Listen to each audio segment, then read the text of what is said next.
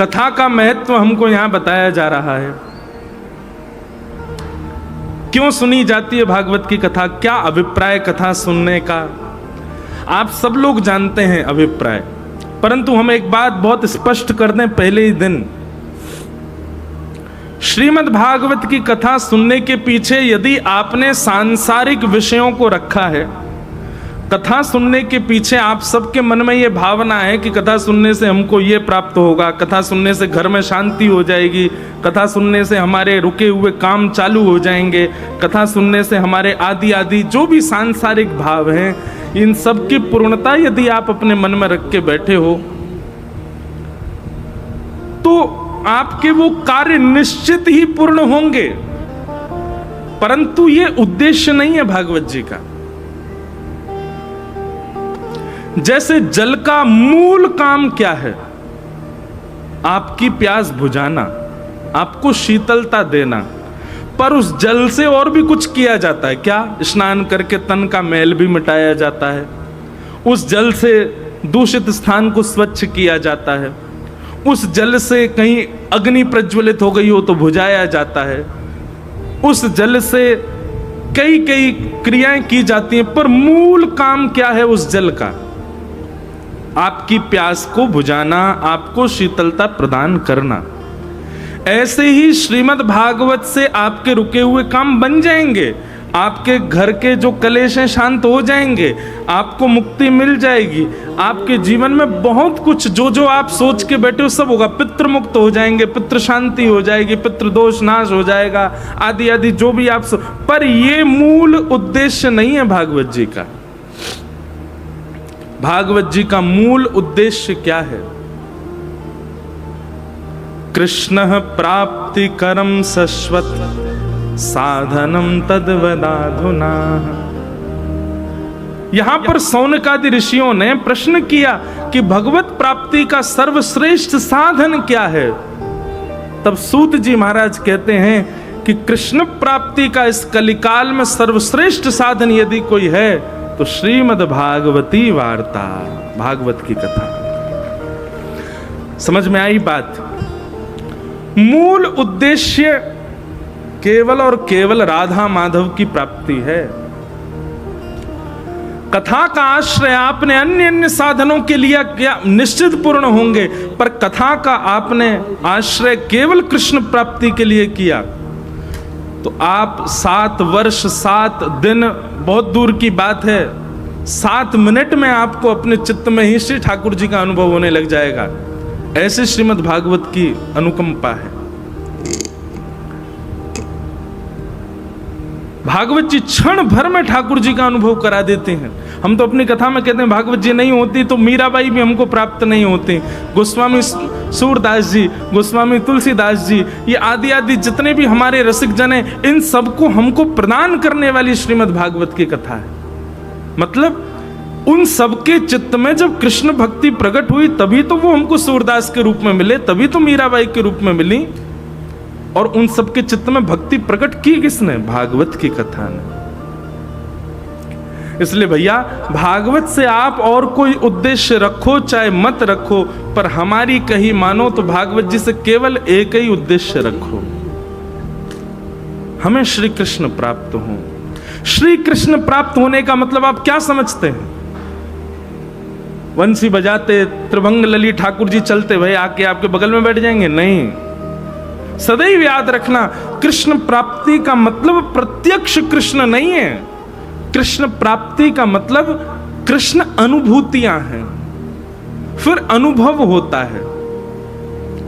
आप चलते हुए मार्ग में भी किसी आकृति को देखोगे तो वो आकृति भी कृष्ण जैसी दिखेगी। आप किसी व्यक्ति विशेष को भी देखोगे तो उस व्यक्ति में भी आपको कृष्ण स्वरूप दिखेगा। आप जहां जाओगे यत्र तत्र सर्वत्र जित देखूं उदित श्याममयी है, ये है कृष्ण प्राप्ति। मीरा चरित्र कभी सुनिएगा। मीराबाई को ठाकुर जी मिल नहीं गए, पर मीराबाई को अनुभव होता था, अनुभूतियां होती थीं।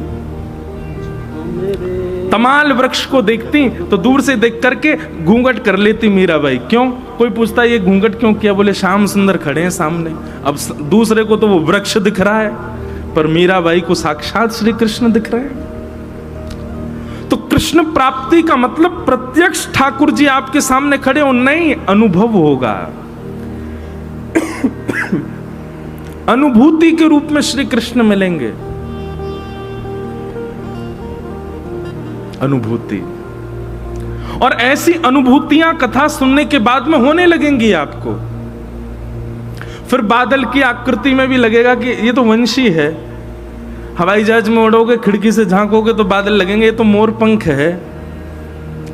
यमुना जी में जाकर के देखोगे तो यमुना जी की आकृति में दिखेगा कि श्याम सुंदर हैं। सूर्य ढलने पर आकाश में दिखने वाली जो ओजस्वी तेजें हैं उनमें भी ऐसा लगेगा श्याम सुंदर हैं। किसी वृक्ष को देखोगे, किसी मानव को देखोगे, किसी पर्वत श्रृंखला को देखोगे तो वहां पर भी आपको आकृतियां दिखने लगेंगी। ऐसी प्रथम अनुभूतियां होती हैं जब कृष्ण प्राप्त होते हैं। कृष्ण मिलेंगे तो सबसे पहले अनुभूतियां प्रारंभ होंगी। कृष्ण मिलने वाले होंगे तो दूसरा लक्षण ये होगा कि किसी में दोष नहीं दिखेगा, सब गुणयुक्त, सब भले ही बहुत गुणयुक्त नहीं, पर हां जिसको भी देखोगे उसको देख के ये जरूर लगेगा ये मुझसे ज्यादा तो गुणवान ही है, मैं इसके सामने कुछ नहीं। कृष्ण नहीं मिले तो ये अनुभूति रहती है कि मैं सर्वगुण संपन्न, पर कृष्ण मिल जाते हैं तो लगता है सब सर्वगुण संपन्न, मुझ में ही गुण की अभी कमी है। ऐसी अनुभूतियां जब चित्त में उत्पन्न होती हैं तब समझा जाता है कि आपने कथा सुनी है।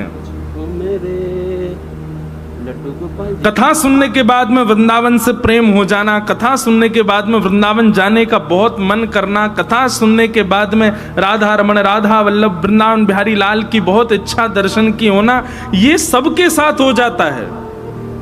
पर कुछ लक्षण हैं जो जालंधर में रहते हुए आपको होने लग जाएंगे, वो प्रमाणित करते हैं कि आप कथा के श्रोता हो।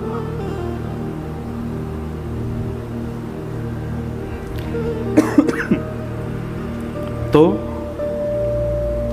भागवत जी का महात्म्य क्या है? कृष्ण प्राप्ति, हमको कृष्ण मिले, हमको कृष्ण की प्राप्ति हो, यह भागवत जी का मूल उद्देश्य है। सच्चिदानंद रूपाय, भगवान के 3 रूप हैं, सत्य, चैतन्य और आनंद। 3 रूप। आप कहोगे महाराज जी जो 24 रूप हैं फिर वो क्या है, दशावतार हैं वो क्या हैं?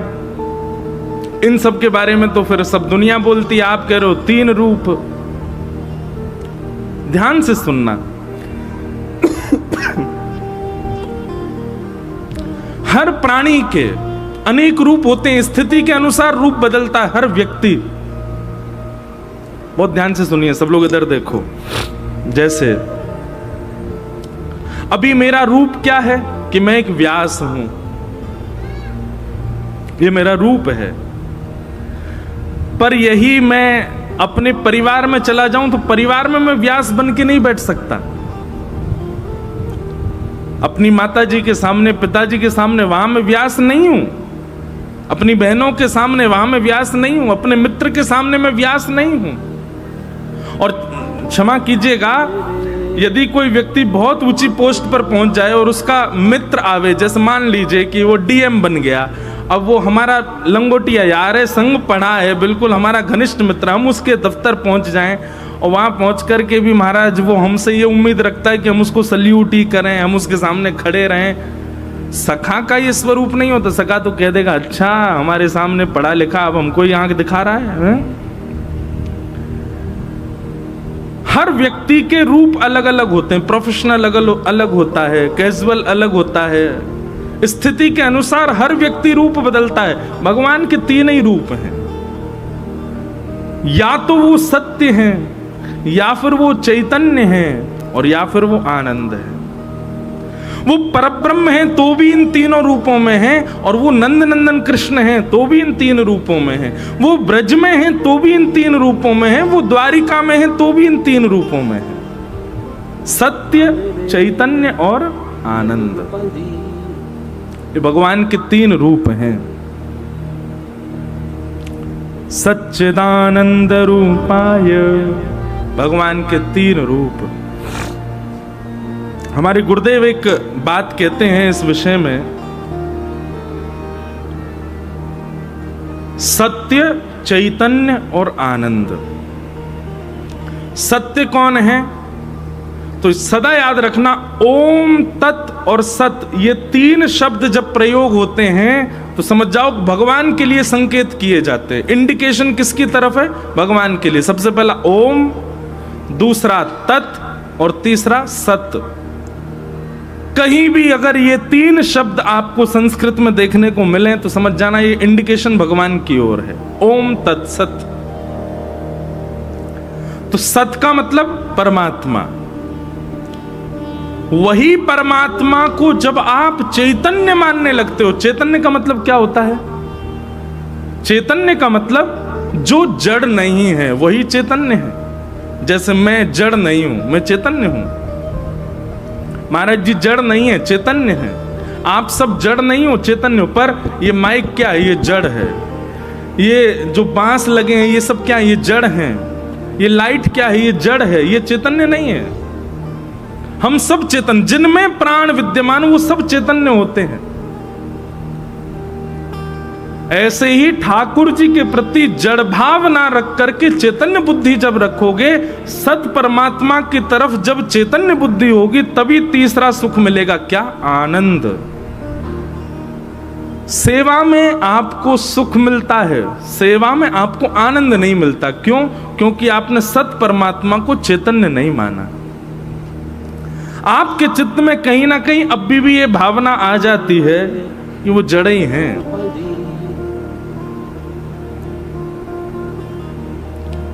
उनके प्रति जड़ बुद्धि आ जाती है। जड़ बुद्धि मतलब धातु बुद्धि। ये तो मार्बल के हैं, ये तो अष्ट धातु के हैं, ये तो इतने के हैं, ये तो उतने के हैं। अभी कोई आते हैं सब लोग मिलने वृंदावन में, तो अभी भी किसी ने मुझसे पूछा, बोले महाराज जी हम गोपाल जी की सेवा ले जाए। मैं ले जाओ। बोले तो फिर उसका मोल देने में हमको बहुत कष्ट होता है चित्त में। जब ठाकुर जी हमारे हैं तो फिर उनको मोल दे के क्यों खरीद रहे हैं हम? मैंने कहा मैया उसको मोल मत समझो। तो क्या समझें? मैंने कहा ऐसा समझो, हमारे ठाकुर जी इतने दिनाते कोई और के घर में बैठे, अब हम वाके यहाँ से ठाकुर जी को ले जा रहे हैं और वाकू ले जावे की खुशी में बधाई दे के जा रहे हैं। और मोल नहीं दे रहे हैं, बधाई दे जा रहे हैं। भावना क्या रखो? बधाई दे के जा रहे हैं। कितने अब वहां तो देखो मोल भाव, दुकानदार तो बोलता ही है इतने के हैं, इतने के हैं, इतने के हैं। अगर आपके चित्त में वास्तव में ठाकुर जी के प्रति चैतन्य भाव होगा ना, अब मैं इसका बढ़ावा नहीं दे रहा कि बहुत महंगे लगावे आदि। मेरे को तो बहुत कष्ट हो कि अगर कोई ये कह दे भाई इतने महंगे थोड़ी गोपाल जी, इतने महंगे तो नहीं है, थोड़े कम करो। गोपाल जी सोचते होंगे अच्छा तो को अभी भी महंगो लग रहा हूं मैं। अरे अपनी पूरी संपत्ति लुटा देगो तो भी मुझे खरीदना है पावेगो, और तू यहाँ यूं सोच रहा है कि मैं इतना महंगो। हमारी बुद्धि तो भैया ये कहती है कि सामने वाला व्यक्ति जितनो मोल बता दे वहां से ज्यादा दे करके लेके आओ, और बधाई के रूप में दे के आओ, मोल के रूप में नहीं। और उनको भी यही कहो। हम तो ब्रज में भी जो हमारे सब ठाकुर जी को स्वरूप बना में, हम तो उनसे भी प्रार्थना करेंगे कि आज के बाद कोई भी आपकी दुकान पे आवे सो वाकू ये बताना ही नहीं है कि ये ठाकुर जी इतने के हैं, ये ठाकुर जी इतने के हैं, बल्कि ऐसा कहो जाए इन ठाकुर जी की बधाई न्योछावर इतनी है, इन ठाकुर जी की बधाई न्योछावर इतनी है, इन ठाकुर जी की बधाई न्योछावर। अब तो सुनो, बधाई न्योछावर दुकानदार बोलेगा तो सामने वाले को भी मन नहीं होगा कम करवाऊं। भाई बधाई है तो जितनी बोले उतनी दे देते हैं। और जहां से आपके हृदय के ठाकुर जी आए वहां भी कुछ दे करके आओ। भैया ब्रजवासीन को चकाचक प्रसन्न रखे करो तो आपके ठाकुर जी अपने आप प्रसन्न रहेंगे। और ठाकुर जी को तो बढ़िया माल छनाए रहे हो, ठाकुर जी को तो बढ़िया आनंद कराए रहे हो, ब्रजवासीन को आनंद नहीं है तो फिर लाला ही दुखी है जाएगा। ठाकुर जी ने क्यों करी माखन चोरी ब्रज में? स्वयं को माखन की आवश्यकता नहीं। 9 लाख गैया है नंद बाबा के यहाँ। ठाकुर जी तो दूध में नहाते हैं, मक्खन को लेप लगा में महाराज। ठाकुर जी के यहाँ घी के कुआं हैं। ठाकुर जी को आवश्यकता नहीं माखन चोरी की। केवल ब्रजवासीन को पवावे के लिए, ब्रजवासीन को आनंद करावे के लिए ठाकुर जी चोरी कर रहे हैं। उन ब्रजवासीन के लिए ठाकुर जी चोर बन गए। और स्वयं तो ठाकुर जी नेके ही पामे चोरी करके। कहा करें, बोले मरकान भोक्षण विभजति सचेन नात्रि भांडम भिनत्ति। बंदरों को, ब्रजवासियों को, सबको खवाते हैं पेट भर भर के। ठाकुर जी को स्वभाव है। तो भैया भगवान सत्य हैं, और उन्हीं सत्य को जब तक आप चैतन्य नहीं मानोगे तब तक उनकी सेवा में आपको आनंद नहीं मिल सकता। वे चैतन्य हैं।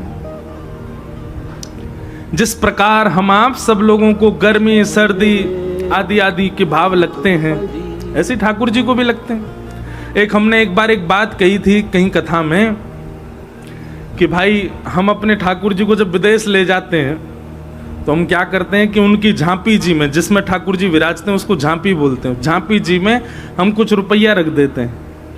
मन में विचार करते हैं ठाकुर जी अब 16 घंटा का फ्लाइट है, रास्ता में आपका भोग तो लग नहीं पाएगा, हम आपके पास में कछु लक्ष्मी धर दे रहे हैं, और आकाश में कोई गोपी बढ़िया सी लगे तो बात माखन लेके पाए लियो।